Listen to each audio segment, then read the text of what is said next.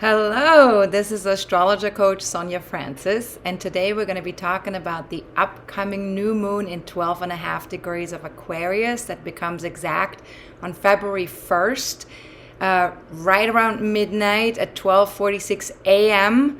Eastern Time, which is New York time, and at 5:46 a.m. London time. And this is going to be a powerful new moon cycle. Because it invites us to go out there and connect or reconnect with our people, with a tribe that resonates, a cause that feels aligned with our principles and our integrity, a connection that serves a larger vision for the future, one that is mature, one that has sustainability. And so, yeah, this is a pretty important new moon. Now, before I go into more details, I also want to mention that there are timestamps below this video, so you can click on different places in the video that you want to go to. And also the best time for setting new moon intentions, we will talk about that towards the end of the video, so stay tuned for that. And yeah, so this new moon is unique in that it takes place on the same day as Chinese New Year. And so that marks the beginning of the year of the Yang water tiger. And that emphasizes the importance of caution, growth, development, challenge, creation, and planning. So it sounds a little bit Saturnian to me, but with a mix of growth, with a mix of Aquarius. So it's actually in beautiful alignment with this new moon. So with this year of the Yang water tiger, ask yourself, where am I ready for a new plan? And where do I need to still implement some changes in order to move forward? Now, the tiger in Chinese astrology represents power and prestige and autonomy, like Capricorn. And the Yang water is connected to flowing water like a river or the clouds in the sky. So more of a like watery component, water sign component to that as well.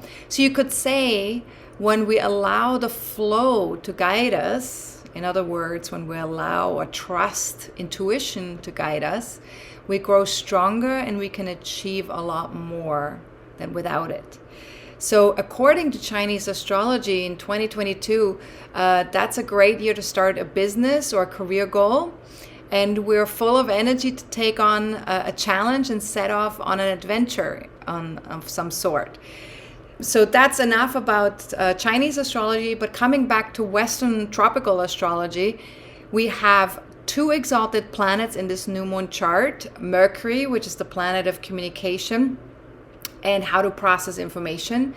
And then Venus, which is the planet of self-worth, or how we're honoring and valuing ourselves and how we relate to others. And both of these planets are currently in Capricorn, and so they're asking us to be extra mindful about connecting to a healthy sense of responsibility and self-reliance. Now, Mercury comes to a halt, ending its 3-week retrograde phase only 2.5 days after the new moon becomes exact on February 3rd in the late evening. While Venus ends her 6-week retrograde phase only 3 days before the new moon becomes exact on January 29th at 3:36 a.m. Eastern Time. So both of these planets are currently retrograde while I'm recording this video. And so when a planet changes directions, the energy will be a lot louder for some days before and after that shift.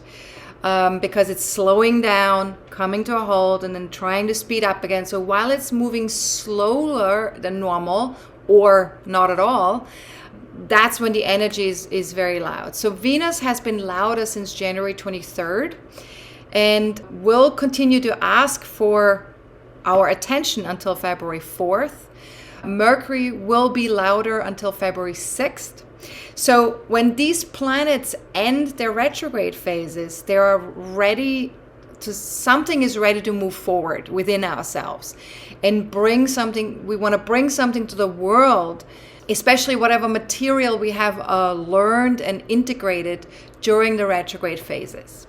So what you can ask yourself here is, with these louder planets, What did I learn about my long-term goals, my aspirations, and how I want to show up out there in the world, especially with the current social structures? And what have I learned about my sense of self-worth and the value I bring to the world? That's very much, of course, connected to Venus. And feel free to journal on these questions, right? Like maybe get a notebook or your journal and just write these questions down and really give it some thought. What have you learned in these past 6 weeks or this past 3 weeks around all of this stuff?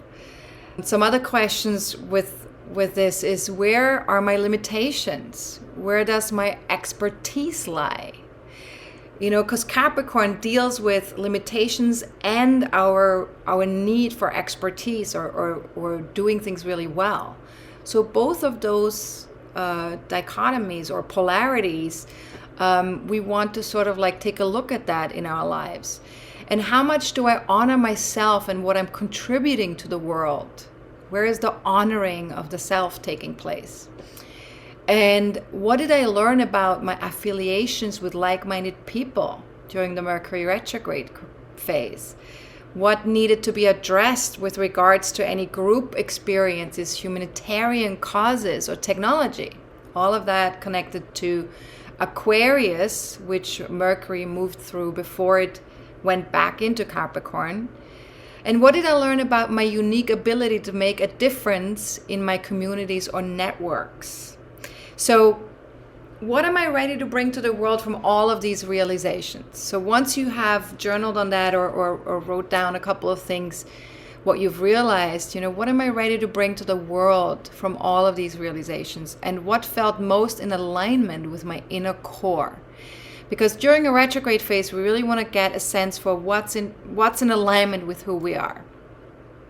And also I should mention, from February 4th to April 29th, 2022, all planets will be in forward motion, meaning there's going to be no retrograde phase. And this indicates an accelerated time of manifestation, especially connected to new projects or new ideas. So ask yourself, what in my life is asking for accelerated progress? And what am I wishing to manifest with the support of the universe from those in between those dates? Now, if you're not yet a member of my online community and would like to have access to all the new moon questions of this video in writing, so you can use the questions a little bit easier with meditation or journaling or just kind of contemplating or brainstorming with other people. And then also maybe you want to have access to the full moon video every month to get to see how you're doing halfway through the months and what the energies are doing at that point. Feel free to check out the 2 memberships that are available on my website at astrologercoach.com. And if you're already a member, check your membership portal by signing into your account. You will find all my posts inside the My Content tab. And the new moon questions are available via the New Moon in Aquarius article, which will be posted at the very latest by January 29th. Probably before then already. Please keep in mind that it is best to start working with the coaching questions after the new moon has already become exact, so February 1st. So the ones that are coming now, especially the coaching questions that are coming now for the rest of the video, those you want to work with after February 1st. The ones that I just mentioned with a connection to Venus and Mercury station and retrograde, those you can already start working with. Now, the new moon aligns with Saturn in Aquarius, and all of these 3 planets square Uranus in Taurus. So that's a big part of this new moon chart. But let's talk a little bit about Aquarius first, before we jump into the aspects of the new moon. The highest vibration of Aquarius represents the threshold of individuation and the attainment of group consciousness. We're trying to really transcend differences of gender or race or religion or nationality or whatever makes us different from each other. And we try to realize that we're all members of the human race, that there is really, that we want to come together from that premise of the human race, being all part of the human race. So focusing more on what we have in common rather than what our differences are, or allowing for the differences to be okay. And it is the energy of equality and diversity, freedom and reform, and collaboration and community. So all those things is what Aquarius represents, and at its highest vibration, obviously. And with this synergistic power of Aquarius, where we're bringing things together, where also combined efforts achieve far more than individual actions, and where really everyone matters. We could really make a great deal of progress in a short amount of time. However, if we have not successfully navigated the prior stages to Aquarius, especially the Capricorn stage, which is the development of a healthy sense of responsibility, maturity, and self-reliance, then we might blindly conform to what we've been conditioned into rather than what is actually in true alignment with who we are, individually speaking, and how we want to show up in the world and how we want to contribute to the world. So, for most of human history, being cast out usually meant certain death. It was either quickly or gruesome at the hands of or the teeth of predators, or slowly through starvation. And so we still have these programs still in our DNA that it's not safe to not be part of the tribe. And still sometimes to this day, we pay a steep price for nonconformity, from being ridiculed and making fun of by other people to being murdered. I mean, sometimes people also die. Hopefully not as often as being ridiculed, but judgment, we're dealing with judgment from other people. So unconsciously we store memories of these consequences for not conforming and not going along with the tribe. And so that's somewhere deep in us stored. So what you want to ask yourself here is, with this Aquarian energy, if my body was wired for survival, what would its natural response be to any perceived threat? And really allow yourself to sit with that question for a moment and see what that might feel like for you. And how could I settle and soothe myself and my body as and when these natural survival reactions show up? And what if I chose to tune in and trust myself rather than tune outwards and trust everyone else? And this is really important with this new moon. The Saturn placement is really asking us to really deal with our own inner processes as well as connect with other people. So we first have to know what's what within ourselves before we can start to connect. So what if I chose to tune in and trust myself rather than tune outwards and trust everyone else? And here's another way this denser vibration of Aquarius could show up. We could get stuck in the polar opposite of that, of trying to be part of the tribe, which is feeling alienated, which is unable to relate to others who are different, and isolate ourselves, to not want to be connected, to be separate, right? So there's a wanting to connect, and then there's a wanting to be separate. So ask yourself, do I struggle sometimes with being an outsider? What if I was never meant to fit in? And what if my purpose was to help humanity with its evolutionary process rather than to blend in? And think about this. Have I been ever considered in the past to be an oddball or a black sheep? And what if I could connect with other oddballs and black sheep? And how might that make me feel less alienated? And where can I find my people, my community? Now, we get trapped in these denser vibrations when we do not take responsibility for our part in the collective, or that we even have a responsibility in the collective. when we do not honor our individual genius. We need to honor that we're individuals, that we have something special to give.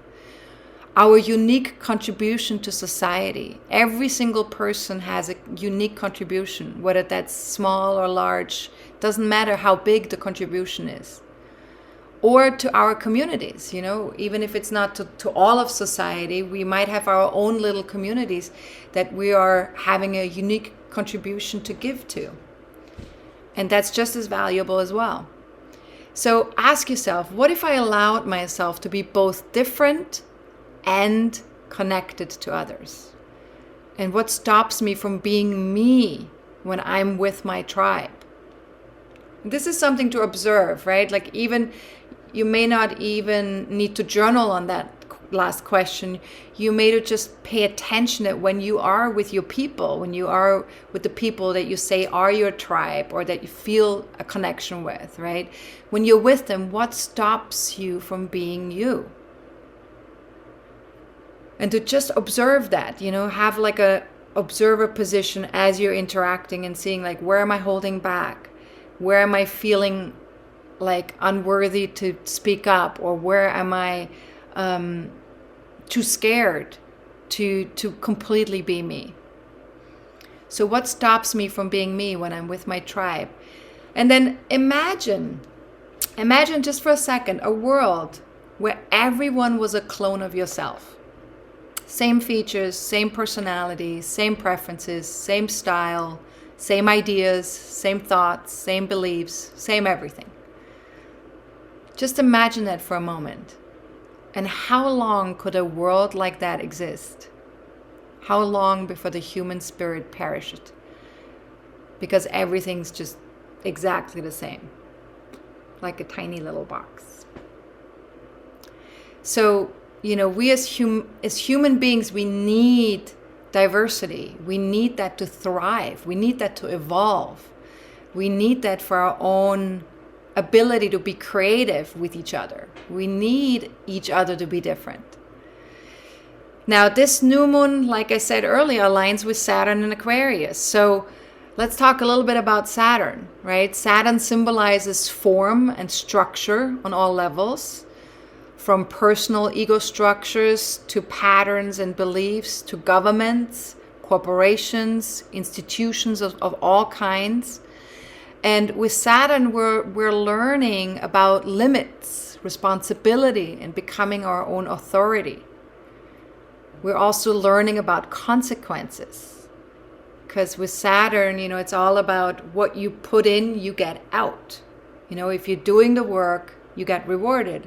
If you are not doing the work, then you might see what the result of that is because of not putting in the work. So we're asked to take responsibility for our part in the collective and to turn a critical eye on everything we envision for the future. Very important. Our focus on the future with Saturn and Aquarius is very important and very powerful. And what we focus on, we manifest. So what do we want to focus on? What do we want to be manifesting as a collective? And we want to adopt an objective, scientific approach with Aquarius.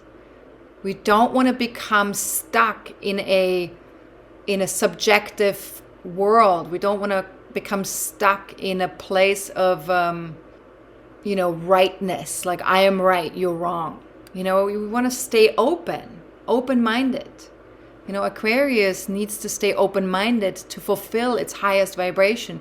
If Aquarius becomes closed-minded, it very quickly plummets into a very low denser vibration. So we need to stay objective, and we need to have a true scientific approach. And scientific approach really means that we observe, right? Scientific means we observe what is so, and we make our conclusions from that observation. And we don't negate anything. We bring it all together, we bring it all in, and we observe all of it. And then we start to see, what is what is each of the things that we're observing? How are they interacting with each other? What are they doing? How can we create conclusions from that observation? But we have to allow everything in order to have a truthful conclusion. Now, we are individually and collectively invited to clarify our thoughts and take a much closer look at the agreements that we made with each other on a collective level. Because, we always make agreement with each other, whether that's on a personal level with a child or a parent or a partner, a life partner, or whether that's on a collective level within society. We always have agreements that we agree to. And these agreements create our reality. So we got to take a really good look at what have we agreed as a society, as a collective.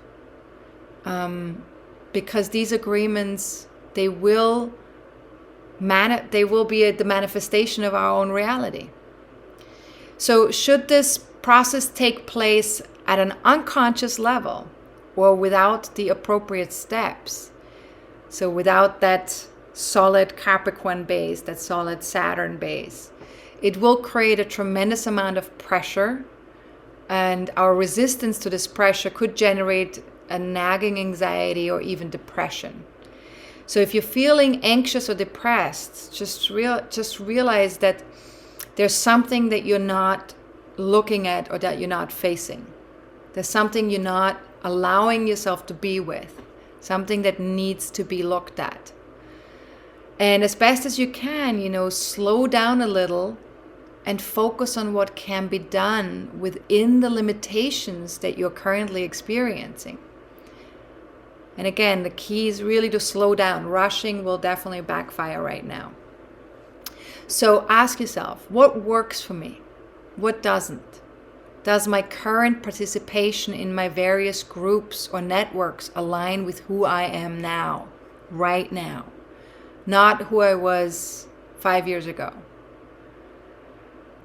And does my current participation in these various groups or networks, do I see myself in close alignment with that 5 years from now? And what do I truly want to commit myself to? Where do I really feel like there's a personal resonance, something that I really want to commit myself to? And do the communities in my life, whether they're local or online, truly resonate with my personal vision for the future as it stands now rather than what it was 5 or 10 years ago? And which corporations or businesses do I want to support? Which one of those are in alignment with who I am? Which do I want to disconnect or part myself from? These are all questions that we can ask with that Saturn placement in Aquarius, connecting to the new moon. Now, the Sun-Moon-Saturn alignment in Aquarius squares Uranus in Taurus in this new moon chart. So we have again the square that we've already been experiencing for all of 2021. Will keep showing up now and again in 2022 as well, especially in the very beginning and towards the very end of the year. And so this means that we will be dealing with some uncomfortable interactions with others and with uncertainty on a personal and collective level. And we need to give ourselves space. We need to give a lot of space to other people as well. That is really what's essential. Just visualize space. Close your eyes and visualize, what does it feel like to experience spaciousness for myself and for other people? What does that feel like? And just keep visualizing that. And as you keep visualizing that, I'm sure your body will let you know what's required in order to fulfill on that spaciousness. So ask yourself, what do I value differently from others? How could these differences spark a creative process? And how could I allow that to spark a creative process? How might they bring diversity and innovation to our collective interactions? Where do I need to be more flexible? Flexibility is really key here with this square. And where are the edges of the box I need to think outside of? Because whenever Uranus is involved, we want to think outside the box, right? So where are the edges of that box that I need to think outside of? And most of us really want peace and abundance for ourselves and others. And we also, most of us, want a world in which we can all appreciate and enjoy life with minimal interruptions. And with the certainty that we are physically taken care of, that we don't have to worry or be concerned about anything physical, whether that's physical well-being or physical resources or anything like that. So ask yourself, what if my taking the time to focus on building a future that realistically supports all human beings could actually bring all that about for everyone, myself included? So again, it's this saying, what I do for myself, I do for others. What I do for others, I do for myself. It's like that interconnectivity that we all have with each other. There is really no separation, only in the mind. Now, squares always mark important turning points, as I mention a lot in my videos. And we'll also talk about that in my next forecasting forum, by the way. So because they mark important turning points, we want to pay attention to squares and really work with them as best as we can so that we can move to that next edge of our evolution, to that next place in our evolution. And with a square, we have to make some kind of a shift before we can move forward, right? We have to adjust something. And with Saturn and Uranus, this particular square is a waning square, which means that it's, there's always a cycle between two planets, and the cycle starts with a conjunction where they're right next to each other, and then they start to move at different speeds, and so they start to create a first square, an opposition, a second square, and then they come back to the conjunction. And that second square is called a waning square, and that requires a shift in perspective and a release of what blocks future development. So ask yourself, what might a broader perception of reality give me? What if I explored alternatives that support me with what really matters, with what is sustainable and best for all concerned? And could I allow myself to be 5% more inventive, authentic, and willing to operate without social approval? And sometimes that's the hardest thing, is to operate without social approval. That can be very difficult for the mind, because the mind wants our safety, it wants us to survive, and whatever is unfamiliar seems like threatening to the mind. So sometimes we have to give our mind a bit of a pep talk, or we have to soothe our mind and say, it's okay, I'm going to be okay, I'm going to be safe. Now, the Sun-Moon-Saturn alignment in Aquarius also makes a sextile to Chiron in Aries, and this presents an opportunity to connect with others and engage in a healing process around our personal identities that could bring us progress. So ask yourself, what if taking a compassionate approach towards myself and others actually made for a better future for all of humankind? A compassionate, kind approach. How might a gentler and more holistic approach to my personal goals and aspirations create communities that support everyone's differences and unique quirks? That's a really great question as well with that sextile.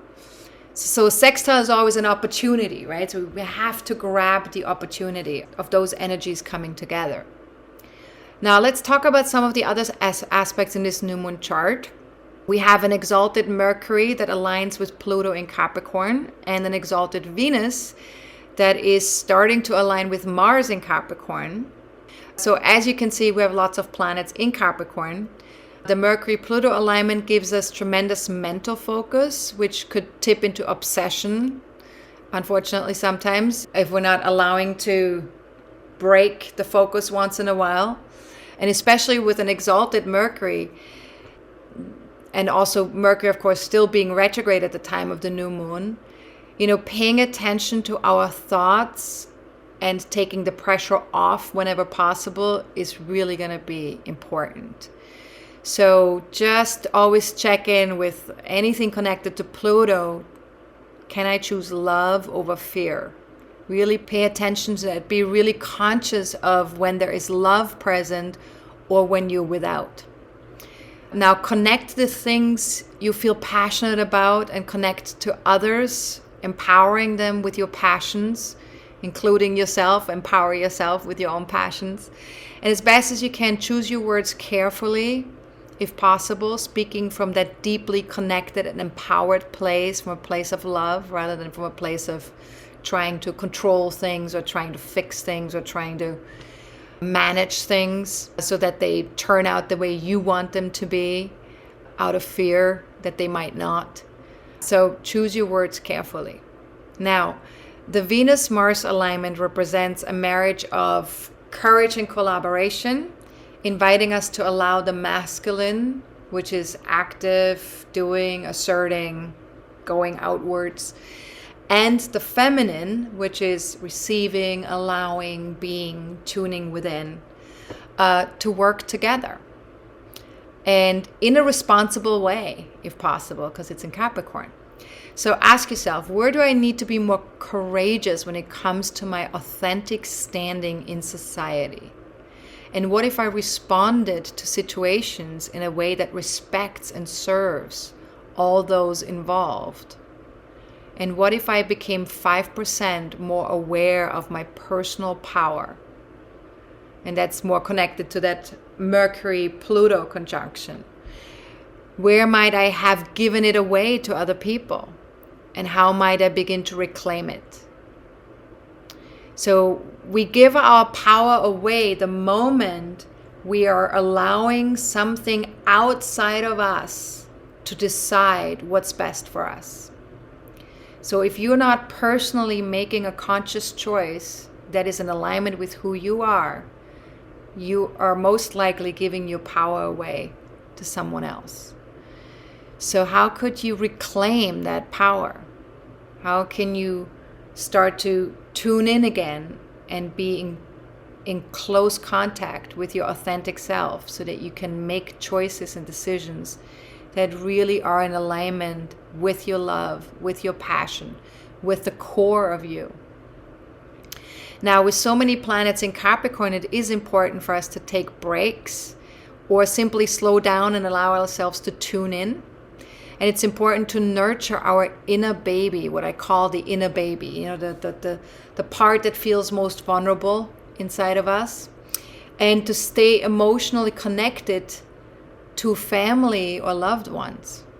So ask yourself, could I take the pressure off just a tiny bit every day?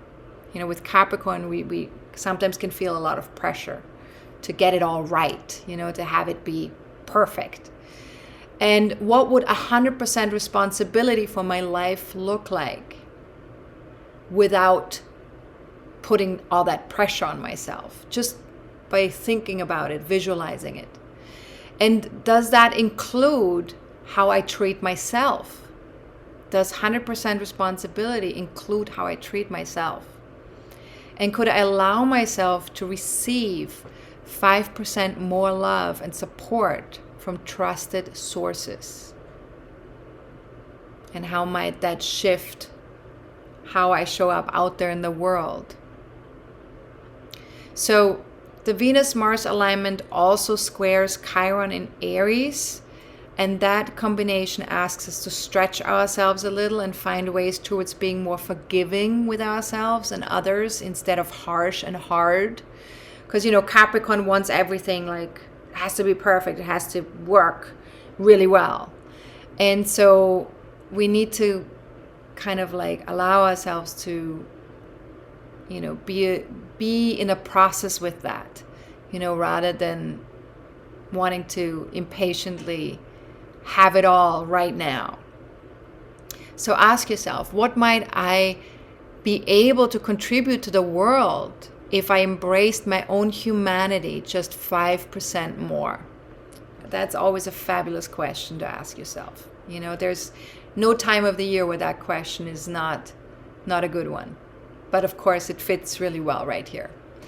So what might I be able to contribute to the world if I embraced my own humanity just 5% more? And what might become possible if I was willing to just be with my insecurities, my sensitivities, or some past wounding without trying to fix them, without judging them, without trying to change them? What might be possible if I would just be willing to be with all of that? Because, you know, embracing something and being with something is so powerful. And that's a very feminine act. It's a very, that we need to be able to access our feminine energies from within in order to be able to do that. The masculine wants to fix things. The masculine wants to change things very often because it's more of an active thing, you know, like, let's take action, let's do something about it. But how can we allow the feminine to step in here as well and just be with our insecurities, sensitivities, past wounding without trying to fix them? And what if my attempts to fix them were the very thing keeping me from seeing the divine perfection of it all? You know, we forget sometimes that being human with all our sensitivities and flaws and with all of our insecurities, there is great value in that. It makes us humble, it makes us compassionate, it makes us more unique, it makes us more able to connect with others, have more understanding towards others. So what if my attempts to fix all of these things, these insecurities and sensitivities, were the very thing keeping me from seeing the divine perfection of it all? Great questions. Now, Mercury also sextiles Neptune in Pisces, and this aspect provides a particularly potent opportunity to bring an intuitive and creative approach to building various foundations in our lives, both individually and collectively.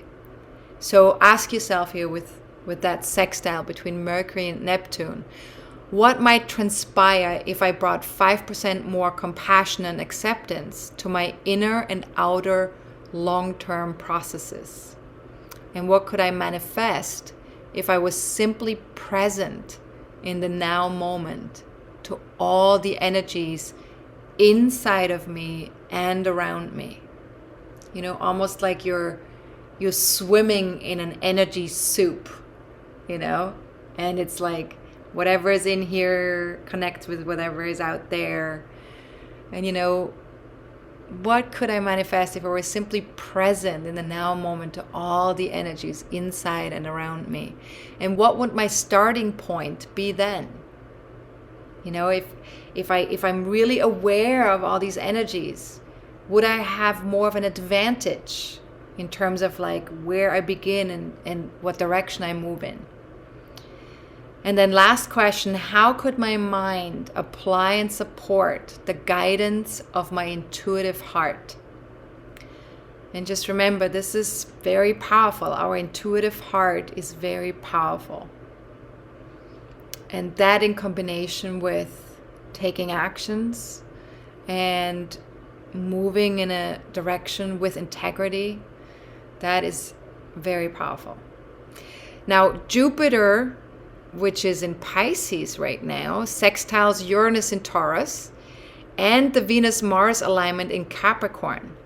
So this is an opportunity to be very present, to connect with others from the heart and share a new vision about the earth, or to reinvent how we connect with whatever the good things in life are in our lives.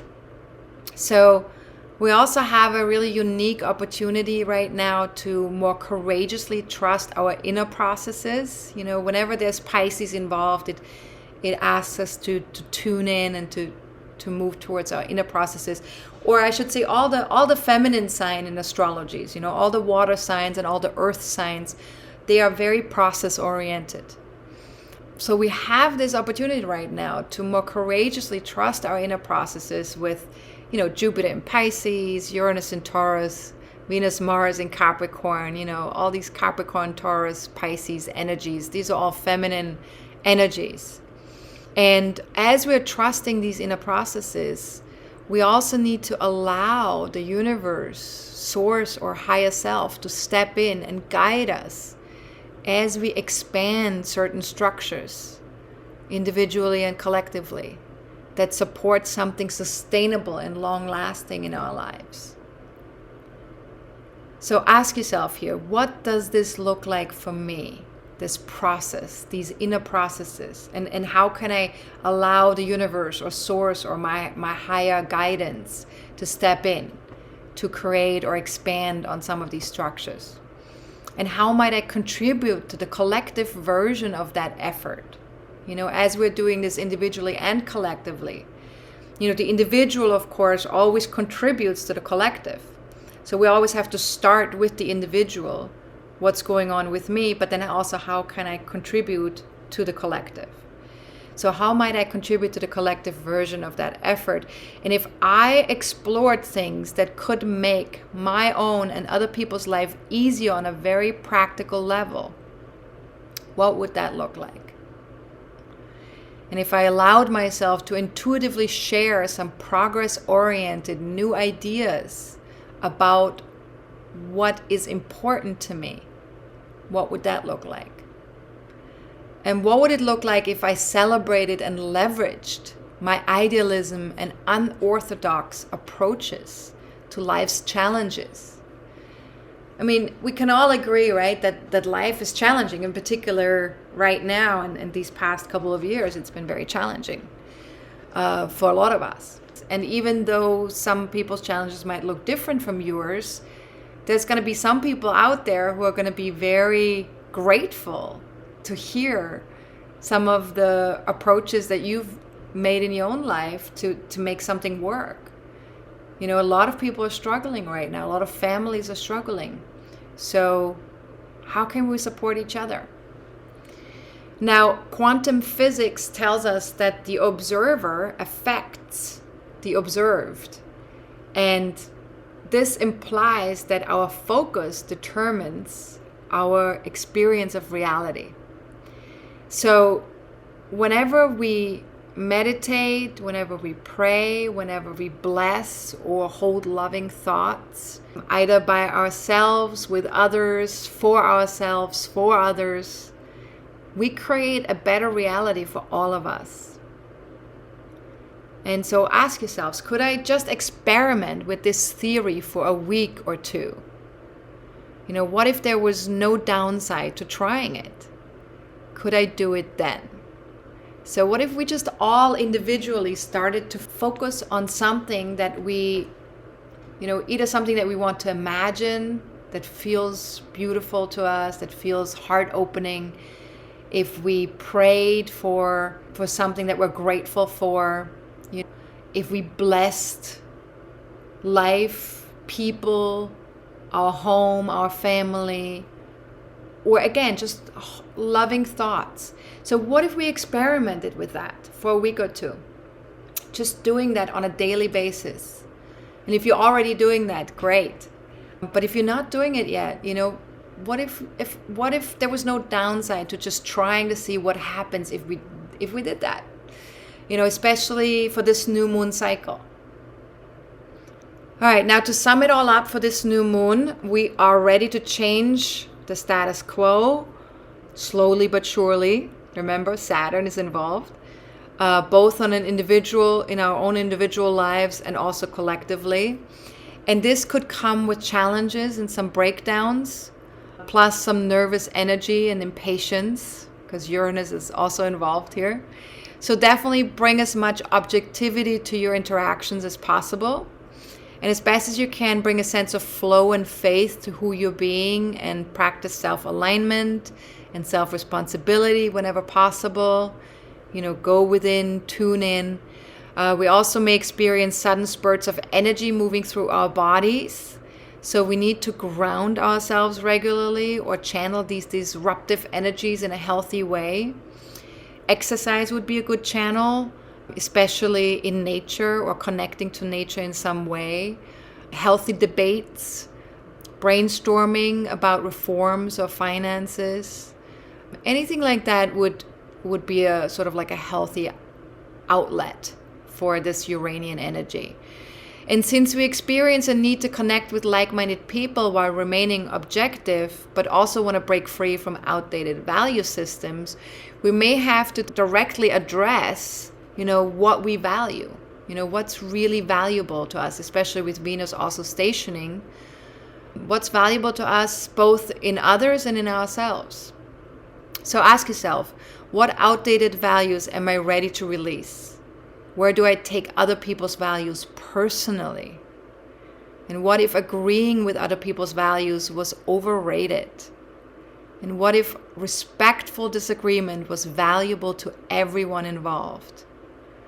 And what if diversity was the greatest gift we could give to each other at this time? What if time really did heal all? So just Father Time, right? Saturn.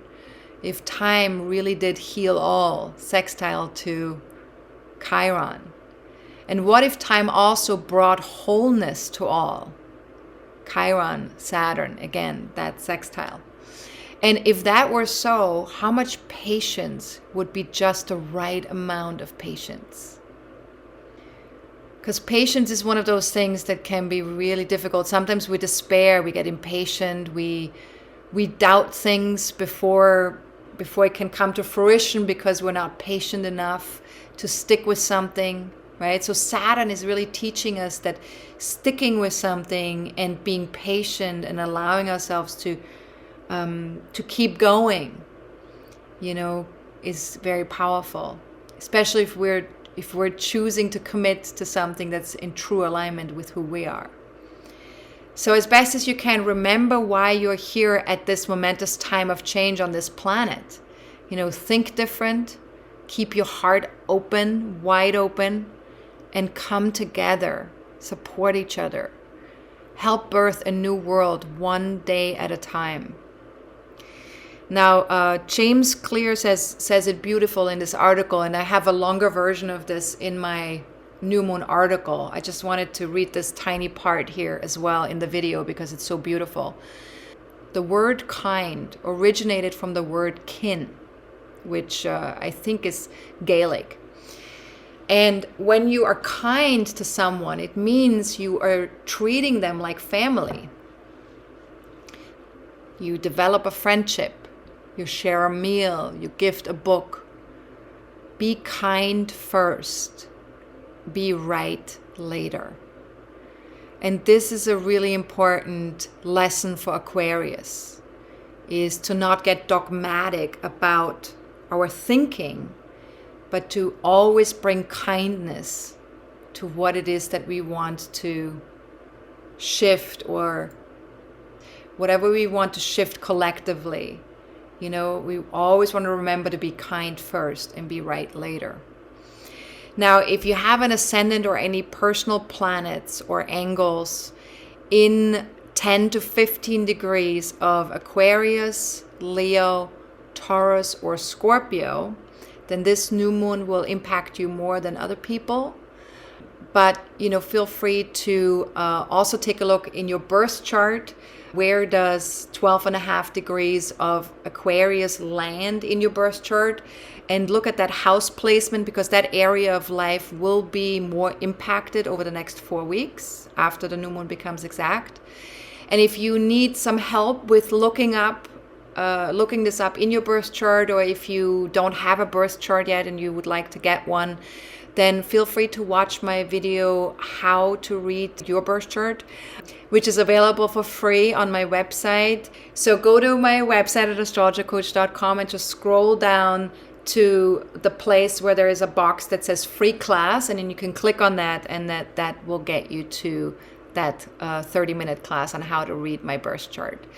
Now, a quick announcement before we talk about setting intentions. The next forecasting forum that I will teach will be live on Saturday, February 19th at 8:30 a.m. Pacific time, 11:30 a.m. New York time, and 4:30 p.m. London time. And we will investigate the upcoming squares in late February and early March to the eclipse points from the last couple of eclipses that we had at the end of 2021. And we will look at that in relationship to our own birth charts. Eclipses bring big evolutionary shifts, and when a transiting planet squares an eclipse degree, we are at a turning point, collectively and individually speaking. So what is your turning point? What's the turning point that's coming up for you in late February, early March? What needs to shift for you? And if you want to align yourself with these planetary shifts, join me live or sign up for the MP4 video presentation. And for more information, click on the link below this video or go to my homepage as astrologercoach.com to where it says, forecasting forum countdown. And you can join for free every month by becoming a star member on my site. But if you just want to join this month, also remember that whenever you are registering, you also get the recording of the webinar as well, and it also includes the next members full moon video. And there's also an early bird special available until February 16th at midnight Eastern time, so take advantage of that if you're only joining for this particular month. And register now. Unless you are already a star member, then in that case you're automatically registered. And then, let's talk about new moon intentions. The new moon is the best, most potent time to set powerful intentions for the month, for this month's moon cycle. And this is best done soon after the new moon becomes exact, and definitely not during a moon void, of course, phase. Those phases should be avoided when you set your intentions. And that means that this month, the best time to set intentions would be any time between 12:46 a.m. and 6:01 a.m. on February 1st. And then again from 6 a.m. on February 2nd until 12:46 a.m. on February 3rd. And all of that is New York time, US Eastern time. If you live in a time zone other than East Coast time, feel free to join my Facebook fan page or follow me on Twitter. I will be posting reminders on February 1st and February 2nd all day long and all night long to let you know when it is the most potent time to set your intentions. And for more information about setting intentions, you can also click on the link below this video. I have an article on my website that talks about setting intentions if you are curious about that, if it's your first time. And to sign up, you can also sign up for my free monthly newsletter if you're interested in that via my homepage at astrologercoach.com. Right at the top underneath the photo that's there, right underneath there is there's a window where you can sign up for my newsletter. Or you can also email me at info@astrologercoach.com and just write newsletter in the subject line, and I'll add you to my mailing list.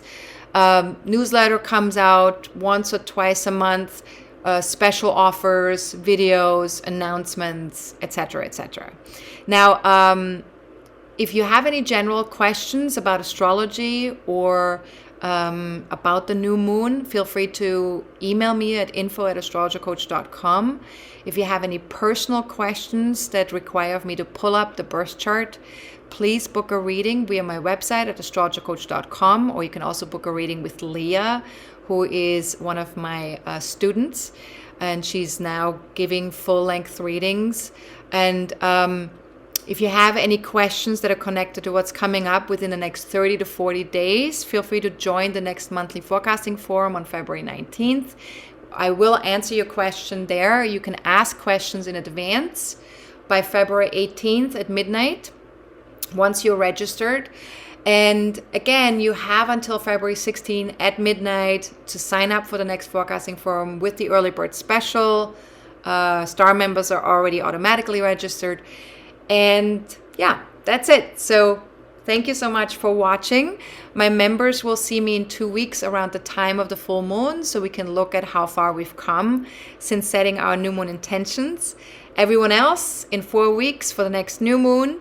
So until then, stay wholehearted, focus on your own well-being and inner peace. And if you struggle in any way whatsoever, reach out for support. All right. So much love to all of you. This is Astrologer Coach Sonja Francis. Goodbye.